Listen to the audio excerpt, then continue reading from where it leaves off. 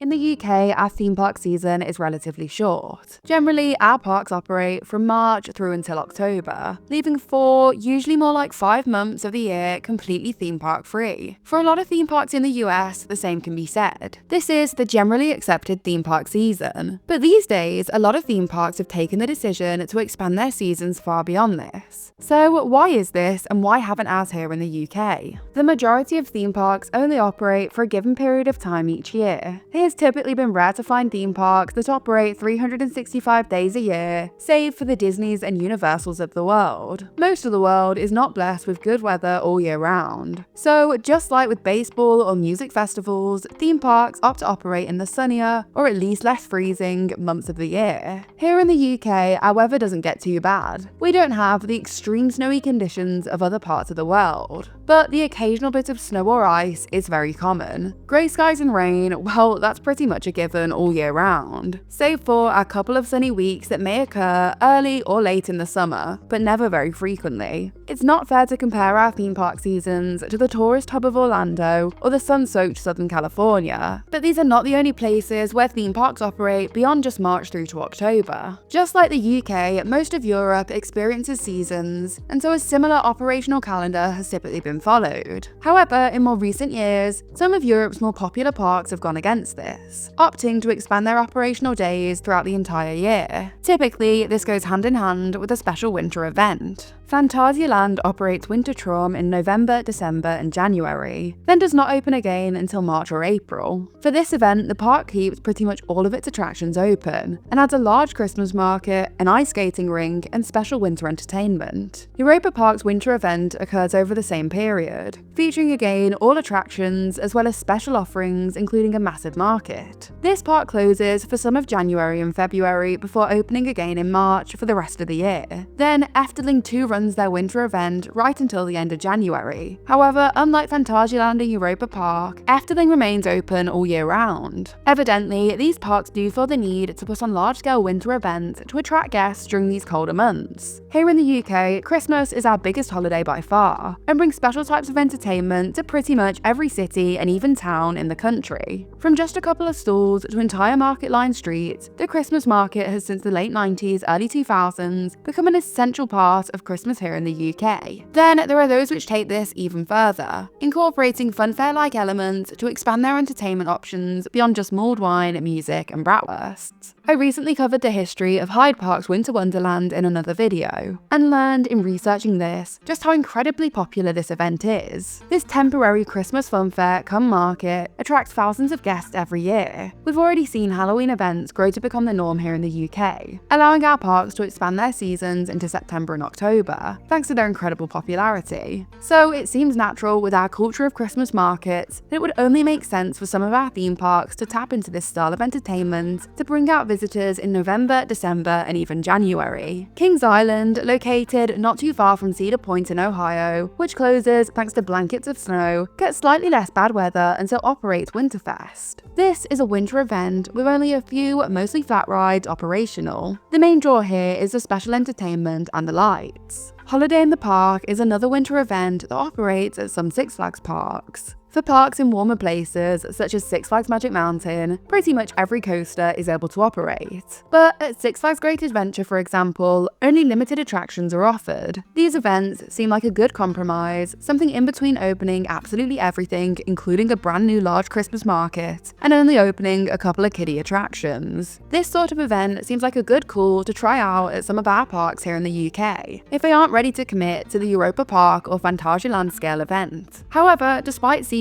like an obvious success, this has yet to be the case. In fact, back in 2021 and 2022, Alton Towers sort of tried an event a bit like this, with a small Christmas market and the large light display Lightopia. Plus, most importantly, they also operated their small coaster Spinball Whizzer. However, this has not returned, and instead, Alton Towers have gone back to just putting on their more limited Santa's Sleepover event. Aimed at smaller children, this event is really just about giving the little ones a chance to meet Father Christmas, with a bit of special entertainment and a few small attractions open. However, even this has been scaled back this year, with less attractions operating than ever before. A similar event occurs in February half-term, and other parks, such as Chessington, Gulliver's and Drayton Manor, also put on festive events aimed at the little ones. But the fact that none of these have tried or found success in putting on larger-scale winter events like the parks over in Europe really does surprise me. A lot of people imagine that this is because keeping the bigger attractions open here in the UK just isn't possible thanks to the cold temperatures. Theme parks here in the UK tend to be rather roller coaster focused, with dark rides not really making up a very large percentage of our attractions. Thanks to this, most of our theme park rides take place outside, and unfortunately, most roller coasters cannot safely run below certain temperatures. For example, B&M coasters cannot run when it's below 40 degrees Fahrenheit, which is about 4.4 degrees Celsius. This is because the lubricant needed to make the wheel assemblies run smoothly becomes stiff at this temperature, which will cause the roller coaster train to run out of momentum before it makes it to the final brakes. Hence why a park like Cedar Point cannot look to the winter season as even remotely potentially operational. However, the Disney parks located in colder climates, such as Disneyland Paris and Tokyo Disney, are more than okay to operate in their snowier months, thanks to the fact that most of their attractions are located in the temperature-controlled indoors. But parks such as Europa Park and Phantasialand are able to operate their outdoor attractions most days. And we here in the UK get very similar weather to those European parks previously mentioned. So it's hard to see this as the biggest reason why our parks close for the winter. In fact, you've probably already seen the viral videos of the stunning Taron operating in thick snow. Instead, not opening in the winter months seems to be more of a purposeful decision than one that is forced by external circumstances here in the UK. Seasonal parks utilise the winter season to perform some much needed maintenance on their roller coasters. Although parks are able to run routine maintenance after the parks close each night, longer periods of downtime are required to keep attractions safe and running correctly. Thanks to this, 365-day parks such as Disney have to schedule their maintenance throughout the year and close certain attractions for chosen periods of time. Seasonal parks do not have to do this, and can typically operate all attractions for the entire season. So this is one of the biggest positives for both the guests and the park. By closing a park in the winter, maintenance can occur then and not lead to days where the park is open and one or more of its major attractions isn't. Of course, other unplanned issues can still make this happen, but at least within this scenario, it isn't a guaranteed thing. Another supposed benefit for closing the parks in the winter months is that our parks do not have to employ and therefore pay members of staff for these months. To be fair to the parks, perhaps they have run a cost-benefit analysis and decided that the money made by opening their parks year-round wouldn't make up for the money needed to employ staff and run the parks all year round. But if done properly, for example with a good Christmas event, it's hard to imagine that this would be the case. Plus, one of the biggest challenges that many of our parks face is staffing. Alton Towers, with its remote location, especially struggles with this. By opening all year, permanent positions could be offered, which would provide far more security and benefits, making these theme park jobs far more appealing than they currently are due to their temporary nature. This could also have a noticeable improvement for guests, as permanent staff would learn more and more over time, improving the operations of the park. With the ongoing development of Universal GB, which finally feels like something in the realms of reality, the theme park culture here in the UK is going to change. UK tourists love to flock to Orlando and praise their parks, but either never hold our parks to a similar standard or simply don't visit them due to their poor reputations as either childish or more teen-oriented. The family theme park isn't really something we here in the UK provide, at least not on a truly fully immersive level like Efteling, Phantasialand,